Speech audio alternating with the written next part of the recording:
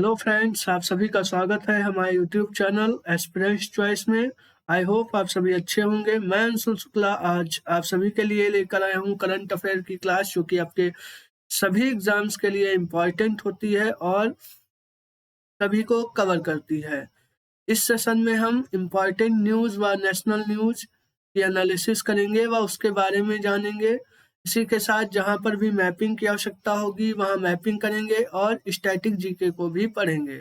साथ ही previous schemes जो कि सेंट्रल गवर्नमेंट और स्टेट गवर्नमेंट के द्वारा लॉन्च की गई हैं उनके बारे में भी जानेंगे। तो चलिए स्टार्ट करते हैं हमारा आज का सेशन। आइए पहले क्वेश्चन की तरफ चलते हैं।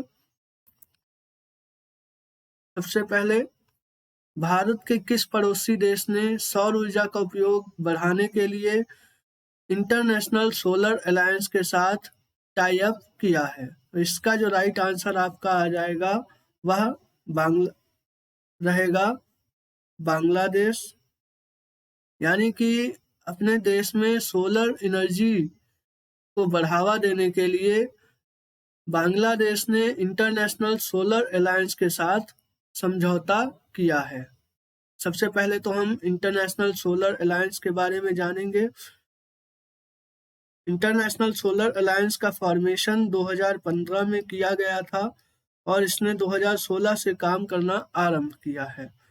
इसकी फॉर्मेशन जो होती है या इसको 2015 में बनाया जाता है COP21 के समय पर, यानी कि कॉन्फ्रेंस ऑफ पार्टीज 21 जब हो रही थी पेरिस के अंदर यानी कि फ्रांस में, वहां पर भारत और फ्रांस के द्वारा यह निर्णय लिया गया कि सोलर एनर्जी को बढ़ावा देने के लिए हम एक ऑर्गेनाइजेशन को बनाएंगे जिसका नाम इंटरनेशनल सोलर अलायंस रखा गया। प्रेजेंट टाइम में इसमें 122 देश हैं, यानी कि इस ऑर्गेनाइजेशन का हिस्सा 122 देश हैं और इसका जो हेडक्वार्टर हो जाएगा इंटरनेशनल सोलर अलायंस का, वह गुरुग्राम हरियाणा के अंदर रहेगा, हो जाएगा। और प्रेजेंट टाइम में इसके हेड हो जाएंगे अजय माथुर जी।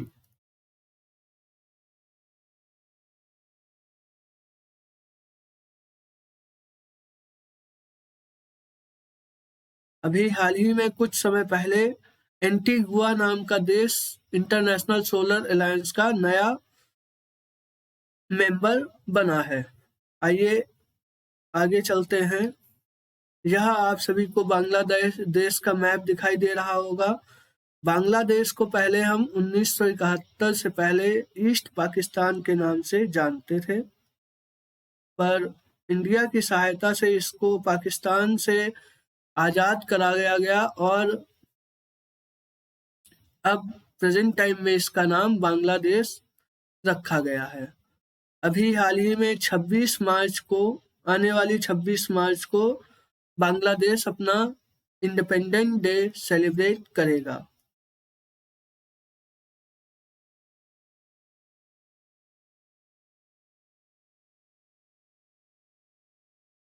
अभी हाल ही में यहाँ के नए प्रेसिडेंट अपॉइंट किए गए हैं जिनका नाम मोहम्मद शहाबुद्दीन है।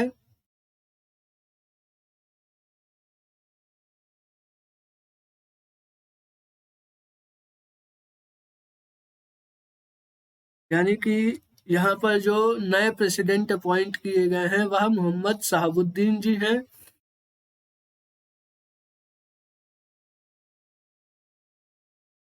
बांग्लादेश का बॉर्डर इंडिया के साथ सबसे बड़ा बॉर्डर वेस्ट बंगाल के साथ शेयर होता है और बांग्लादेश बे ऑफ बंगाल में यहाँ पर एक बस्तर आइलैंड मिलता है जिस पर कि रोहिंग्यास को बसाने के लिए बांग्लादेश गवर्नमेंट इसको डेवलप कर रही है। बांग्लादेश का एक मेन पोर्ट है चिटगांव, जिसको भारत के मुंबई पोर्ट के द्वारा जोड़ा जा रहा है, जो कि यहाँ पर स्थित है। बांग्लादेश की कैपिटल ढाका हो जाएगी।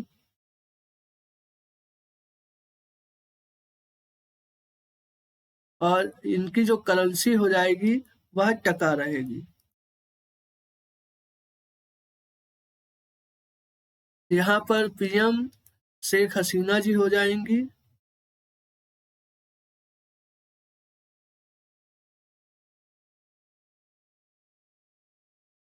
अभी इंडिया के द्वारा पाइपलाइन प्रोजेक्ट को शुरुआत किया गया है, यानी कि पाइपलाइन प्रोजेक्ट का इनॉग्रेशन किया गया है मोदी जी के द्वारा, जो कि बांग्लादेश को डीजल प्रदान करेगी।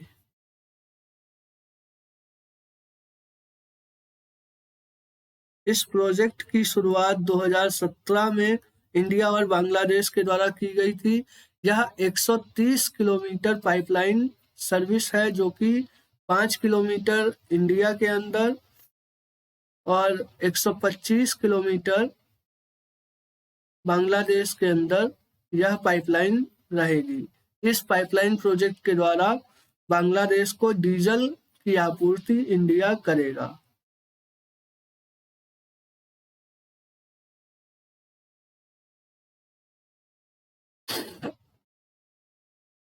अभी हाल ही में गंगा विलास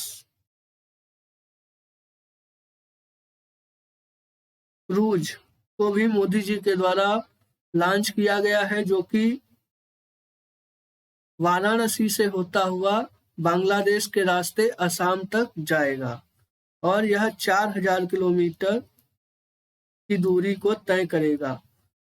इस क्रूज का नाम गंगा विलास क्रूज हो जाएगा। कुछ समय पहले बांग्लादेश की पीएम शेख हसीना जी ने दिल्ली से शेख मुजीबुर रहमान स्कॉलरशिप योजना का शुभारंभ किया था। आइए अगले क्वेश्चन की तरफ चलते हैं। हाल ही में 8th नंबर के रायसीना डायलॉग में किस देश की प्रधानमंत्री मुख्य अतिथि होंगे या चीफ गेस्ट रहेंगे? इसका राइट आंसर आपका इटली हो जाएगा, यानी कि इटली की जो पीएम है जॉर्जिया मेलोनी,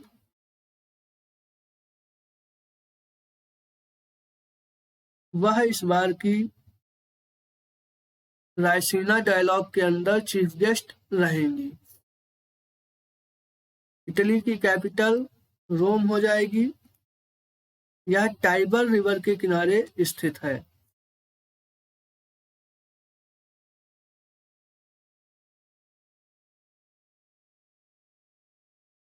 रोम के अंदर ही फूड एंड एग्रीकल्चर ऑर्गेनाइजेशन का हेडक्वार्टर स्थित है।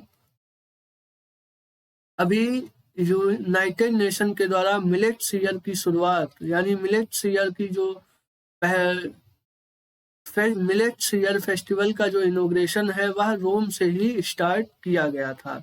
इटली एक ऐसा देश है जिसमें जहां पर यूनेस्को की सबसे ज्यादा साइट्स स्थित हैं।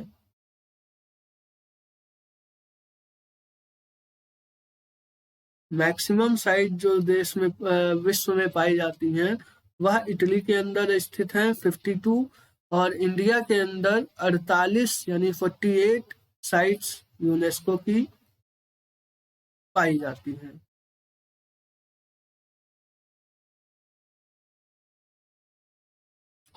जॉर्जिया मेलोनी यह इटली के इतिहास में पहली महिला राष्ट्रपति बनी है।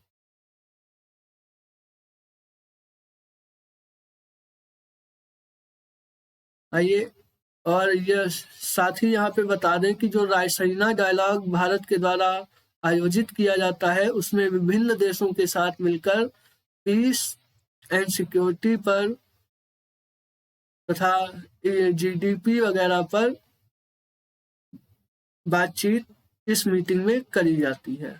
आइए अगले क्वेश्चन की तरफ चलते हैं। भारतीय वायुसेना ने किस देश के साथ मिलकर शिशु मैत्री एक्सरसाइज में भाग लिया है? इसका राइट आंसर आपका जापान हो जाएगा, यानी कि जापान की एयरफोर्स और इंडियन एयरफोर्स ने मिलकर शिशु मैत्री एक्सरसाइज को कंडक्ट किया है। जापान की कैपिटल टोक्यो हो जाएगी। अभी हाल ही में टोक्यो ओलंपिक्स का आयोजन किया गया था, जिसमें इंडिया के द्वारा एक गोल्ड मेडल जेवलाइन थ्रो में जीता गया है नीरज चोपड़ा के द्वारा। जीता गया था। जापान के साथ और भी इम्पोर्टेंट एक्सरसाइज इंडिया की होती हैं, जैसे कि जेमेक्स एक्सरसाइज और धर्म गार्जियन एक्सरसाइज। ये कुछ ऐसी एक्सरसाइज हैं जो इंडिया और जापान के साथ मिलकर कंडक्ट करी जाती हैं।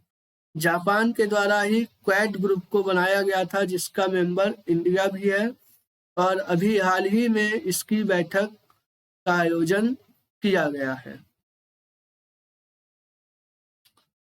जापान के अंदर जो प्रेजेंट टाइम में पीएम हो जाएंगे वह फुमियो किशिदा जी हो जाएंगे।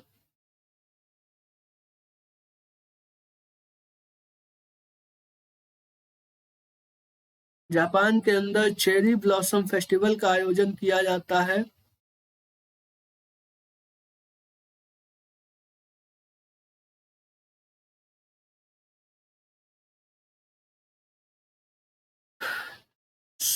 इंडिया और जापान मिलकर इंडिया का यानी इसरो के द्वारा, इसरो और जापान की जो स्पेस कंपनी है जास्का, इसके द्वारा शुक्रयान को भेजा जाएगा।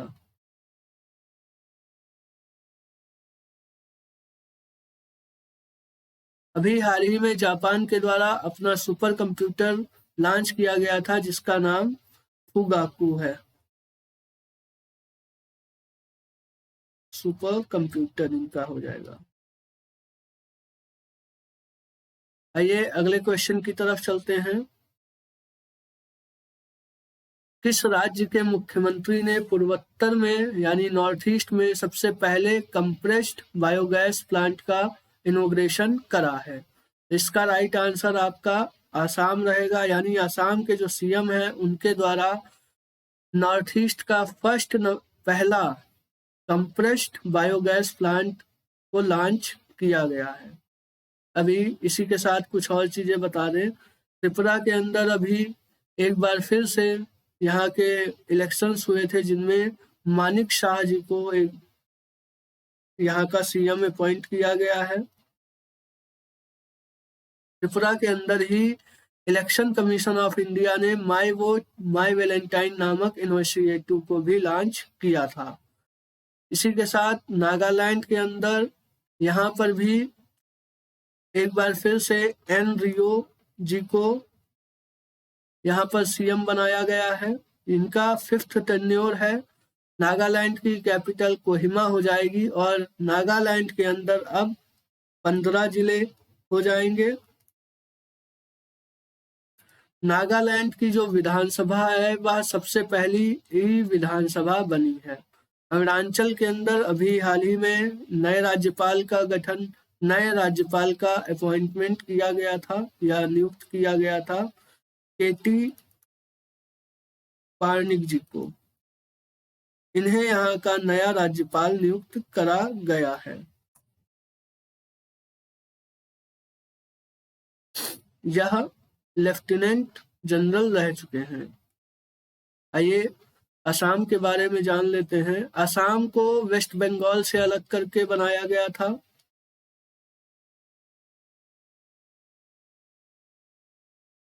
असम की जो कैपिटल हो जाएगी वह दिसपुर रहेगी और यहाँ जो सीएम हो जाएंगे वह हेमंता शर्मा जी हो जाएंगे। हेमंता बिस्वा शर्मा यह यहाँ के सीएम होंगे। अभी सर्बानंद सोनोवाल जी के द्वारा काजीरंगा नेशनल पार्क में असम में ही चिंतन शिविर का आयोजन किया गया था।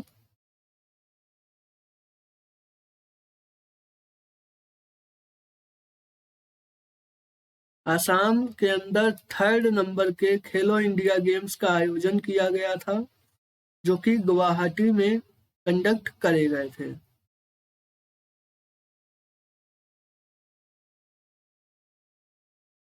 असम के अंदर वर्ल्ड का सबसे बड़ा रिवराइन आइलैंड नदी द्वीप माजुली आइलैंड स्थित है। इसे अब डिस्ट्रिक्ट का दर्जा भी दिया जा चुका है। यहीं पर नेचर हिल्स स्थित हैं।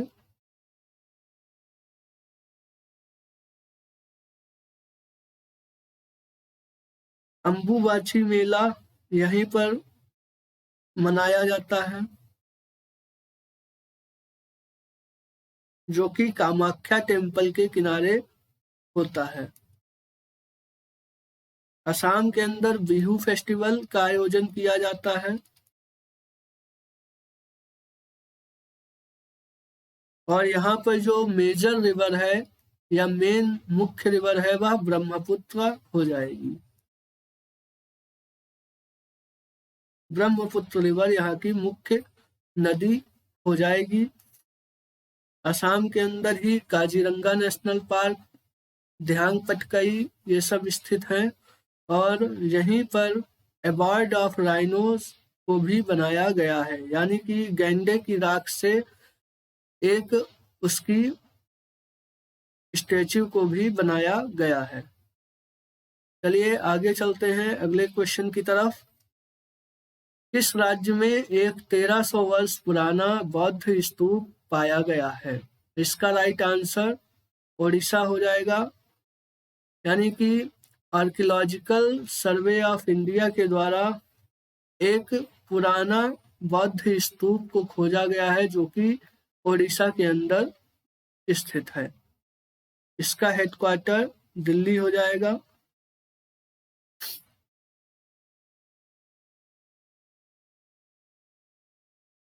ओडिशा के अंदर ही जगन्नाथ टेम्पल स्थित है, और ओडिशा की जो कैपिटल हो जाएगी या राजधानी हो जाएगी वह भुवनेश्वर हो जाएगी। यह पहली हमारे देश की फर्स्ट स्मार्ट सिटी भी है। यहाँ के जो सीएम हो जाएंगे वह नवीन पटनायक जी रहेंगे।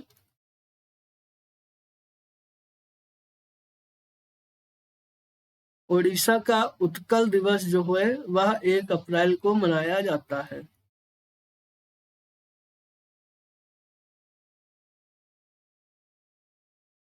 और ओडिशा का जो पुराना नाम था वह कलिंगा था, यानी ओडिशा को पुराना पहले कलिंगा के नाम से भी जानते थे।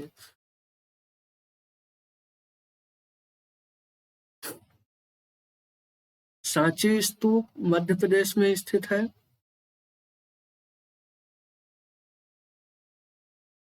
जिसका एक रेप्लिका जर्मनी के अंदर भी बनाया गया है, और इसे सांची स्तूप का निर्माण अशोका के द्वारा कराया गया था। आइए अगले क्वेश्चन की तरफ चलते हैं।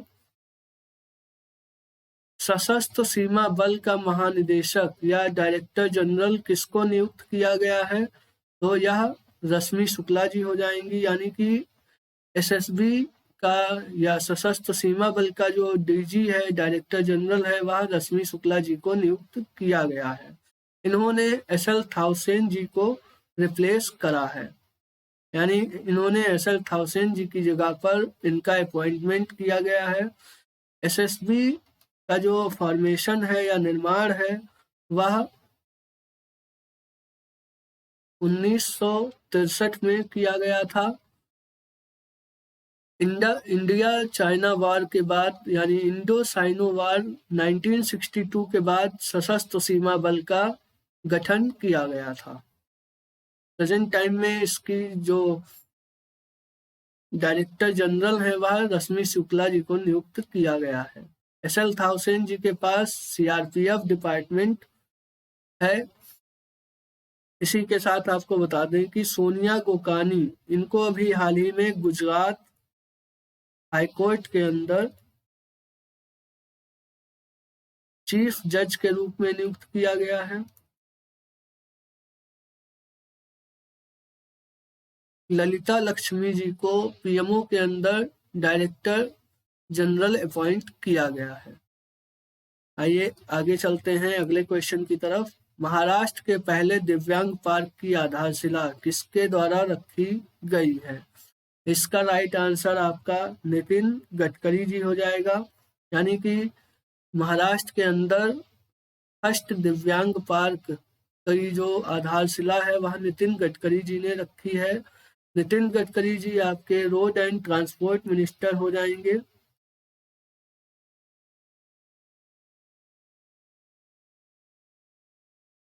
और यह पार्क नागपुर के अंदर बनाया जाएगा।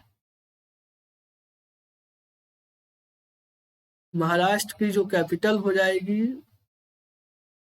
वह मुंबई रहेगी और यह सैलसेट आइलैंड पर स्थित है।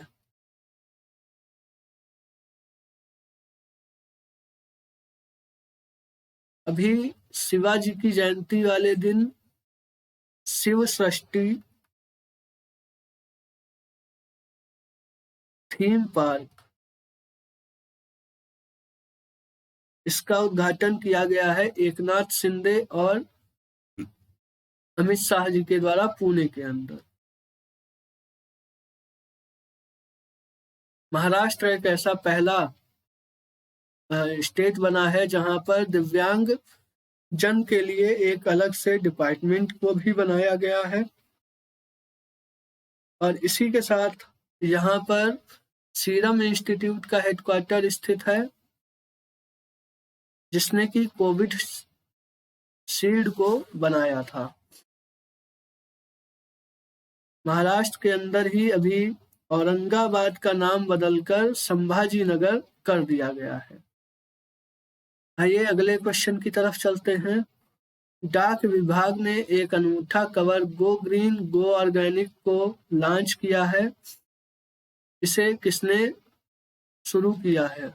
इसका राइट आंसर अश्विनी वैष्णव जी हो जाएंगे। इनके द्वारा गो ग्रीन गो ऑर्गेनिक को लॉन्च करा गया है। इस इनिशिएटिव को सिक्किम के अंदर लॉन्च किया गया। सिक्किम की जो कैपिटल हो जाएगी वह गंगटोक रहेगी और इस सिक्किम को ही क्राइम फ्री स्टेट का दर्जा दिया गया है।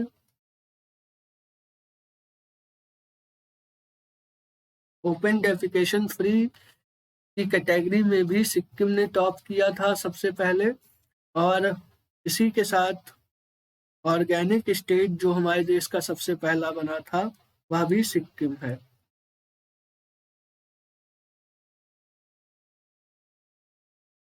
आइए अगले क्वेश्चन की तरफ चलते हैं। अभी इसी के साथ बता दें कि अश्विनी वैष्णव जी जो है वह रेलवे मिनिस्टर हैं और इनके द्वारा ही अभी हाल ही में दिल्ली से प्रधानमंत्री जन औषधि ट्रेन को भी लॉन्च किया गया था जिसका उद्देश्य लोगों में जागरूकता बढ़ाना है। अगले क्वेश्चन की तरफ चलते हैं। हाल ही में BBC Indian sports women of the year 2022 का टाइटल किसके द्वारा जीता गया है या ये अवार्ड किसने जीता है? तो इसका राइट आंसर मीराबाई चानू हो जाएगा। मीराबाई चानू ने टोक्यो ओलंपिक्स के अंदर भी सबसे पहले मेडल जीता था और इन्होंने टोक्यो ओलंपिक में सिल्वर मेडल जीता था। इसी के साथ बता दें कि आदिति अशोक जो कि केन्या के अंदर चल रही गोल्फ टूर्नामेंट में या गोल्फ चैंपियनशिप को इन्होंने जीता है जो कि केन्या के अंदर चल रही थी। भवानी देवी ये फेंसिंग से जुड़ी हुई है या तलवारबाजी से जुड़ी हुई है। दीप्ति शर्मा इन्होंने हाल ही में 100 विकेट्स लिए हैं यानी कि 100 विकेट लेने वाली ये पहली क्रिकेटर बन गई हैं। तो चलिए यह था हमारा आज का सेशन। आई होप आप सभी को अच्छा लगा होगा। आप हमारे यूट्यूब चैनल एस्पिरेंट्स चॉइस को ज़्यादा से ज़्यादा सब्सक्राइब कीजिए तथा शेयर कीजिए। Thank you.